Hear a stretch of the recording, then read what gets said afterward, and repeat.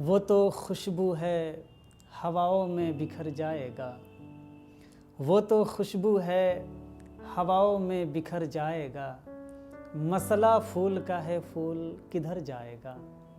मसला फूल का है। आदाब सभी दोस्तों को, मैं सुहेल अली फिर से आपके रूबरू। और आज मैं एक ऐसे शायरा को आपके दयारे मोहब्बत में रखूँगा कि वो शायरा मैं यूँ कहूँ कि जब मैंने उन्हें सुना था तो बस मेरे दिल से एक आवाज़ आई थी और वो कुछ यूँ था कि तिश्नगी जम गई पत्थर की तरह होंठों पर। तिश्नगी जम गई पत्थर की तरह होंठों पर, डूब कर भी मैं तेरे दरिया से प्यासा निकला। जी हाँ दोस्तों, मैं बात कर रहा हूँ आज वो शायरा जिनको पूरी दुनिया परवीन शाकिर साहिबा के नाम से जानती है। मैं यूँ कहूँ कि वो शायरा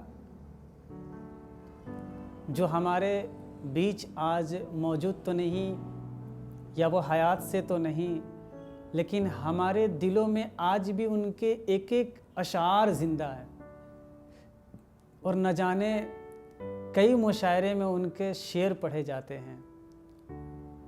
और वो एक ऐसी शायरा जिन्होंने औरतों के मकाम को भी बहुत ऊंचा किया। उनके हक़ में भी हर दफ़ा मुशायरे में कुछ ना कुछ पढ़ा।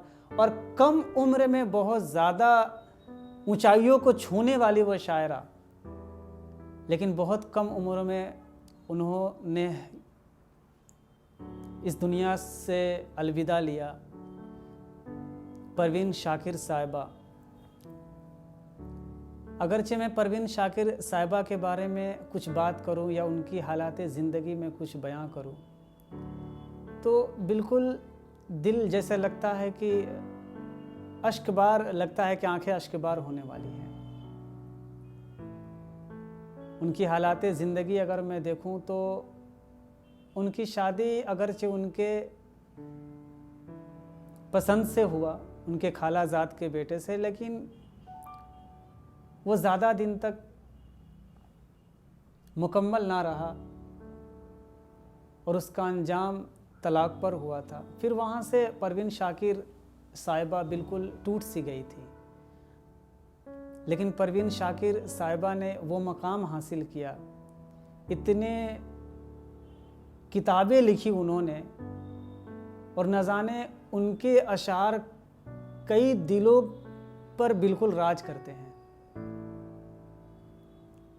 अगर मैं परवीन शाकिर साहिबा के कुछ अशार पढ़ूं तो मेरे जहन में वो शेर आता है कि मलाल है मगर इतना मलाल थोड़ी है।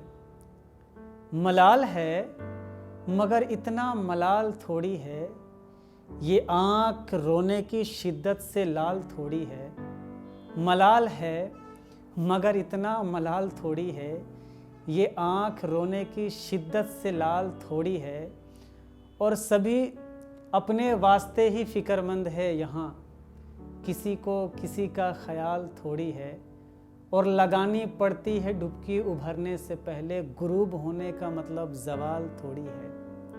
मलाल है मगर इतना मलाल थोड़ी है। और परवीन शाकिर साहिबा ने कभी यूँ कहा था कि अब तो उस राह से वो शख्स गुजरता भी नहीं, अब तो उस राह से वो शख्स गुजरता भी नहीं, अब किस उम्मीद से दरवाजे से झांके कोई। अब तो उस राह से वो शख्स गुजरता भी नहीं, किस उम्मीद पर दरवाजे से झांके कोई।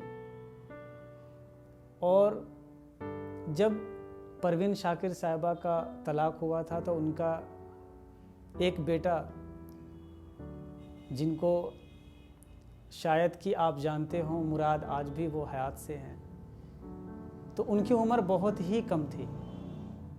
और परवीन शाकिर साहिबा जो कि पाकिस्तान से ताल्लुक़ रखती हैं, वहाँ के वज़ीर आला ने उनको बहुत ही अच्छा मकाम दिया और उनके काबिलियत के मुताबिक उनकी नौकरी वगैरह थी। तो ये इत्तेफाक था कि उनका एक्सीडेंट हुआ बहुत ही कम उम्र में, 35 साल की उम्र थी उनकी। जब परवीन शाकिर साहिबा का इंतकाल हुआ,